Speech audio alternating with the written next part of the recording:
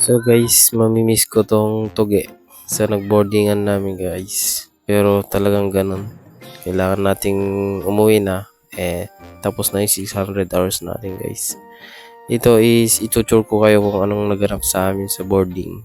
And papakilala ko rin sa inyo yung mga kasama kong OGT student, classmate natin. Let's go.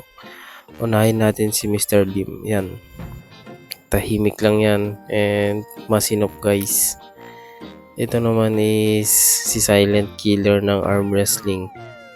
Batak yan sa arm wrestling guys. Ito naman is heartthrob ng Santa Ana. Hanep sa chicks yan guys. Ito naman isa The Fantastic. O yan. Hindi lang sa chicks matinik to. Pati rin sa PUBG. Oh, let's go. Tingnan nyo na isa. Oh.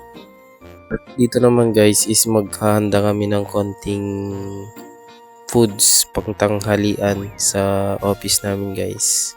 Ito yung mga kasama ko. Pamontage pang nalaman ko. 2 manok. Tapos mga ingredients, balato, tapos packet. 3 klaseng kan lang guys. Ito na yung kinahoy ni Mr. Lim. O yan, kita nyo naman. O, ito. Taga-video lang tayo dito guys. Joke, tayo yung chef guys.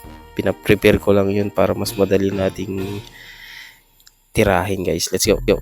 So guys, sponsor pala ni Majimbo itong 2 manok guys. O, kita nyo naman. O, dito, nasa boarding na naman tayo guys. So, tignan yung mga kasama ko. Knockout. Kahit mahinit yung panahon, knockout pa din. O, tignan nyo. Panay, nakahubad sila guys. O, tayo lang yung gising.